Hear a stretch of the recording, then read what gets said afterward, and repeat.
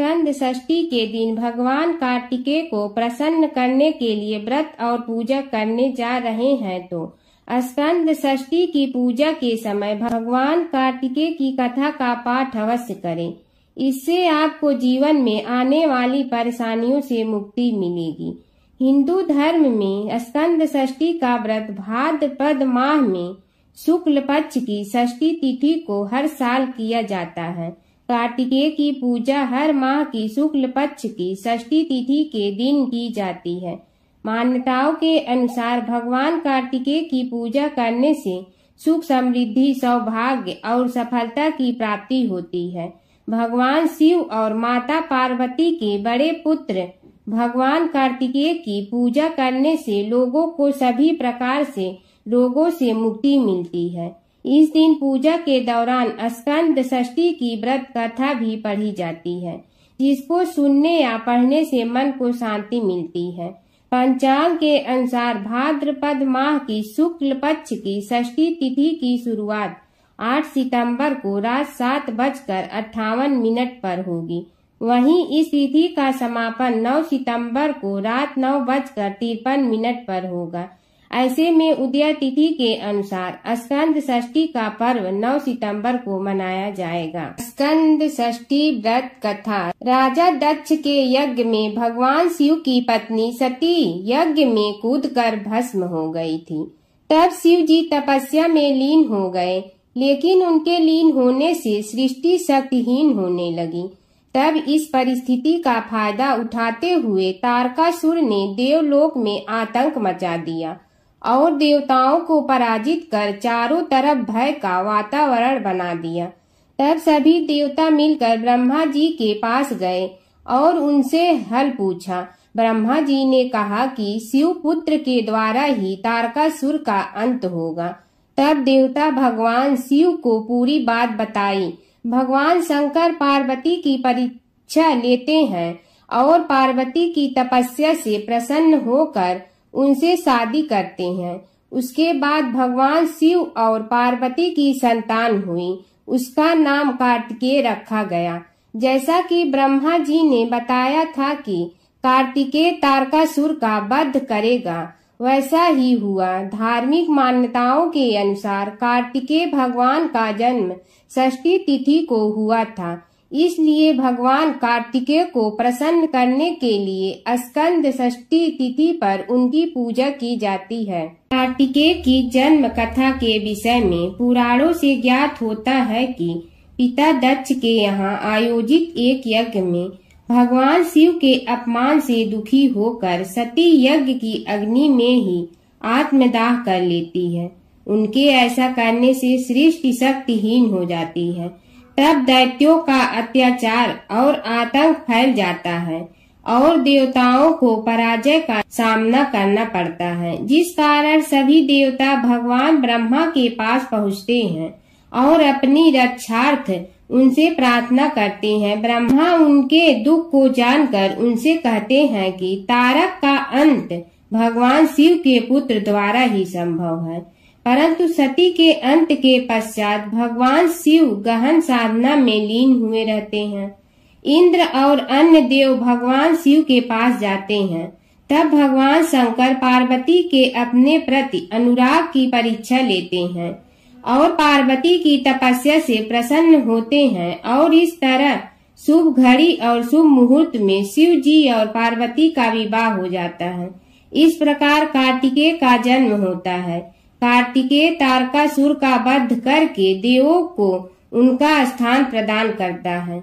पुराणों के अनुसार षष्ठी तिथि को कार्तिकेय भगवान का जन्म हुआ था, इसलिए इस दिन स्कंद भगवान की पूजा का विशेष महत्व है। कार्तिकेय स्वामी सेनाधिपति हैं, शक्ति के अधिदेव हैं। प्रतिष्ठा, विजय, व्यवस्था, अनुशासन सभी कुछ इनकी कृपा से प्रसन्न होते हैं। कृतिकाओं ने इन्हें अपना पुत्र बनाया था, इस कारण इन्हें कार्तिकेय कहा गया। देवताओं ने इन्हें अपना सेनापतित्व प्रदान किया। मयूर पर आसन देव सेनापति कुमार कार्तिकेय की आराधना उपदेष्टा कुमार कार्तिकेय ही हैं तथा यह पुराण सभी पुराणों में सबसे विशाल है। एक बार शंकर भगवान ने पार्वती के साथ जुआ खेलने की अभिलाषा प्रकट की।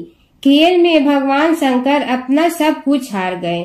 हारने के बाद भोलेनाथ अपनी लीला को रचते हुए पत्तों के वस्त्र पहनकर गंगा के तट पर चले गए। कार्तिकेय जी को जब सारी बात पता चली तो वह माता पार्वती से समस्त वस्तुएं वापस लेने आए। इस बार खेल में पार्वती हार गई तथा कार्तिकेय शंकर जी का सारा सामान लेकर वापस चले गए।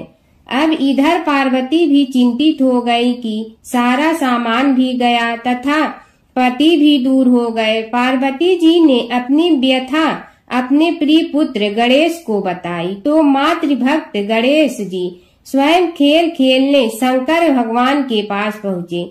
गणेश जी जीत गए तथा लौटकर अपनी जीत का समाचार माता को सुनाया। इस पर पार्वती बोली कि उन्हें अपने पिता को साथ लेकर आना चाहिए था। गणेश फिर भोलेनाथ की खोज करने निकल पड़े। भोलेनाथ से उनकी भेंट हरिद्वार में हुई। उस समय भोलेनाथ भगवान विष्णु व कार्तिकेय के साथ भ्रमण कर रहे थे।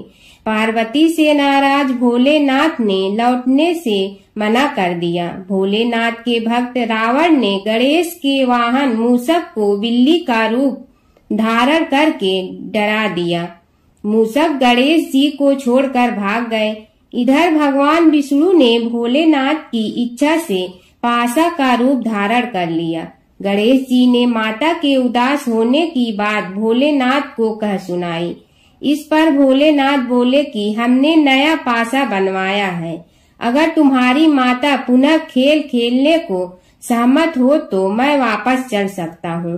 गणेश जी के आश्वासन पर भोलेनाथ वापस पार्वती के पास पहुँचे तथा खेल खेलने को कहा। इस पर पार्वती हंस पड़ी।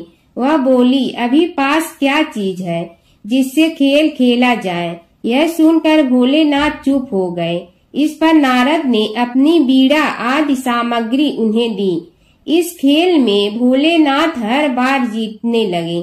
एक दो पासे फेंकने के बाद गणेश जी समझ गए तथा उन्होंने भगवान विष्णु के पासा रूप धारण करने का रहस्य माता पार्वती को बता दिया। सारी बात सुनकर माता पार्वती जी को क्रोध आ गया।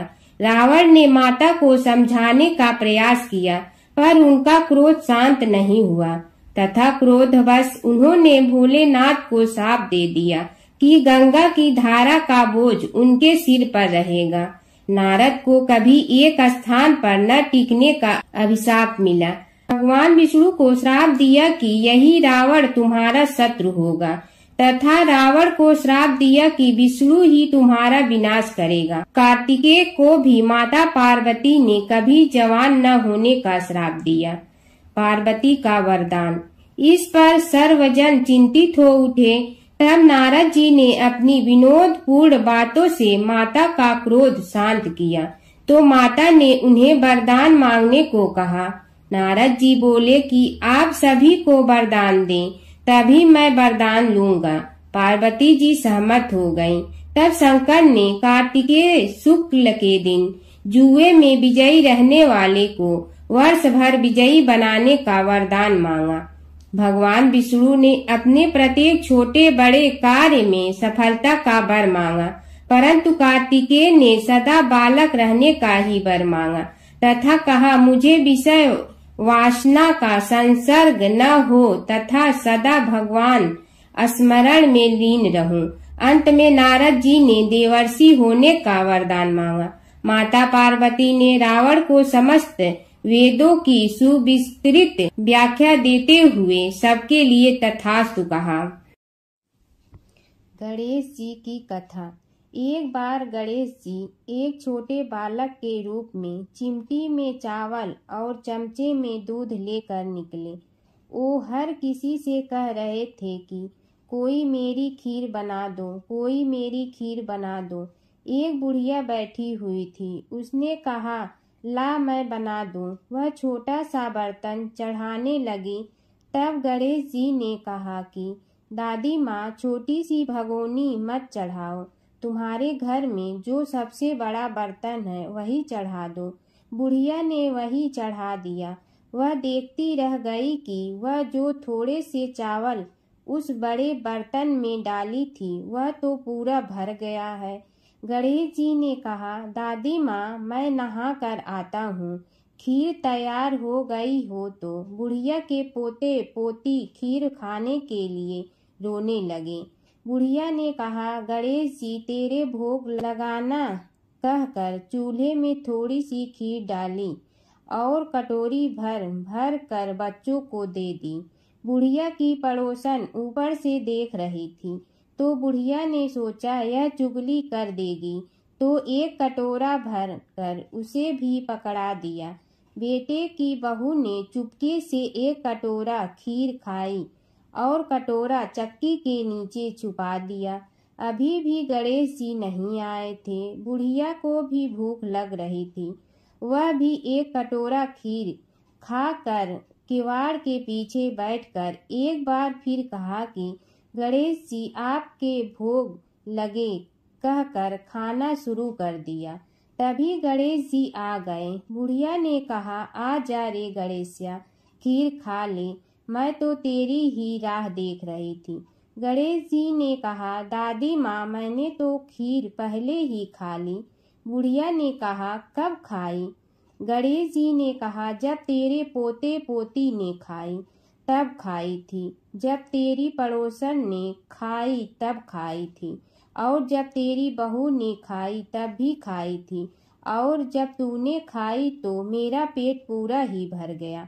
बुढ़िया ने कहा, बेटा, और सारी बात तो सोच, पर बहू बेचारी का तो नाम मत लो। वह तो सुबह से काम में लग रही है, उसने फिर खीर कब खाई?